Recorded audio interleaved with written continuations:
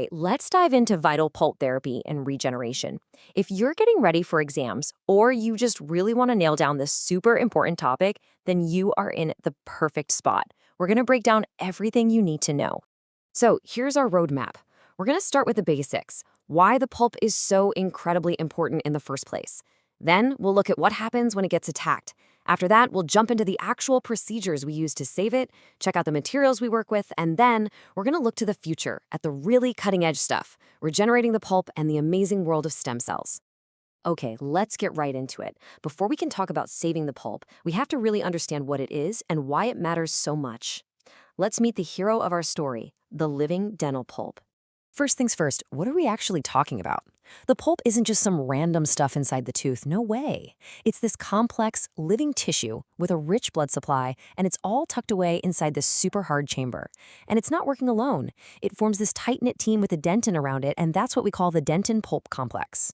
So what does this dentin-pulp complex actually do? Well, think of it as the tooth's all-in-one life support system. It's the security guard running immune defense. It's the construction crew building new dentin. It's the delivery service bringing in nutrients. And it's the alarm system giving us sensation. It's doing all of this all the time to keep that tooth alive and kicking.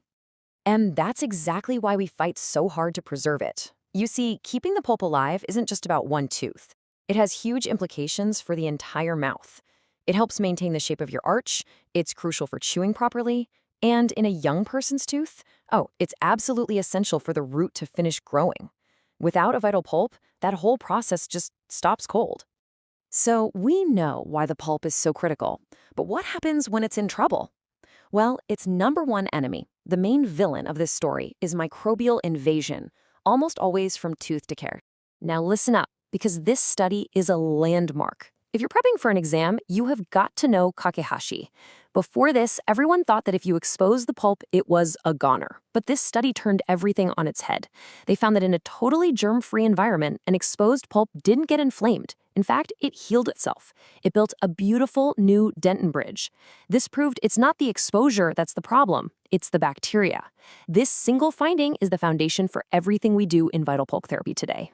So when bacteria do manage to breach those defenses, that's our cue to step in, and that's what vital pulp therapy is all about. Let's start with one of the most common procedures you'll see, pulp capping. This image right here shows the whole idea perfectly. On the left, you've got an exposed pulp. On the right, you see the solution. We place a special medicated material, that's the cap, directly onto the pulp.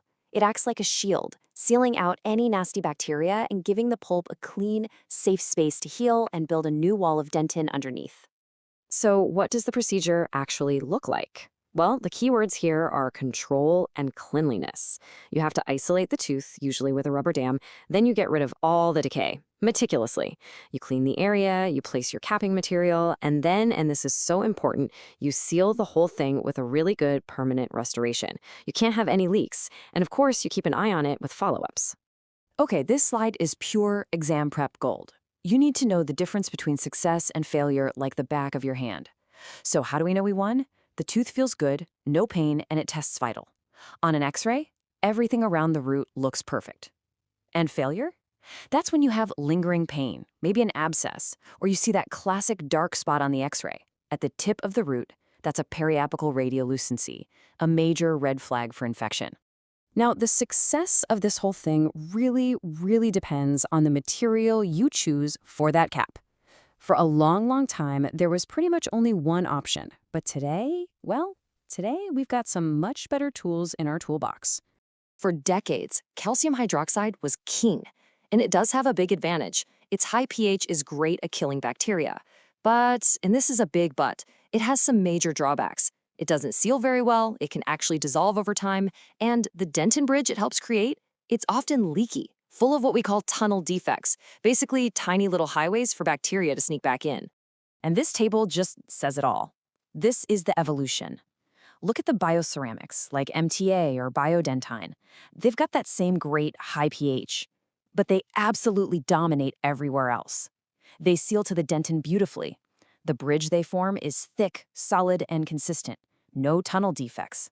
They're stable, they don't dissolve. And maybe the coolest part, they're truly bioactive. They don't just irritate the pulp into healing, they actively help it regenerate. It's a whole different level. This brings us to a huge shift in thinking. So far, we've been talking about saving the pulp that's already there.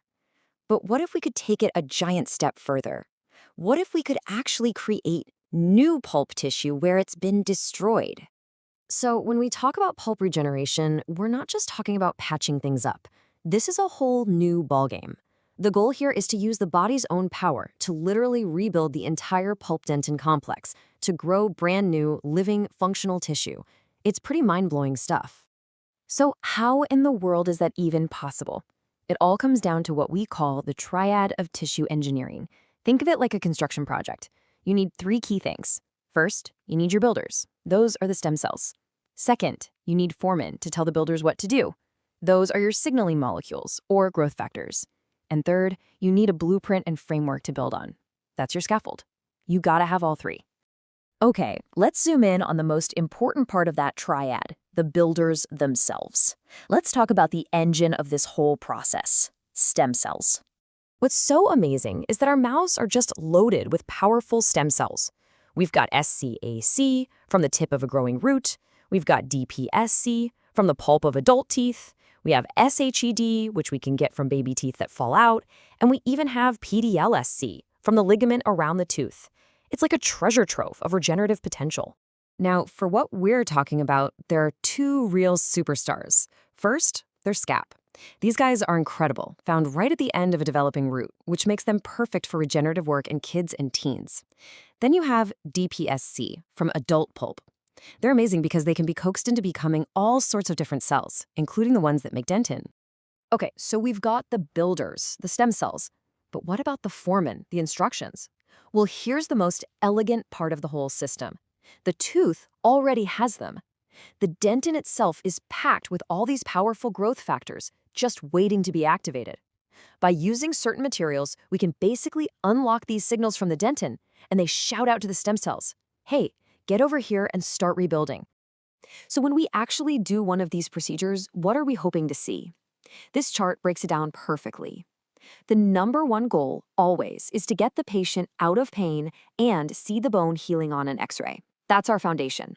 The next level up, our secondary goal, is to actually see the root of the tooth get thicker and longer, making it stronger. And the holy grail? That's the tertiary goal, getting the tooth to respond to vitality tests again. That's the proof that we've actually grown new, living pulp.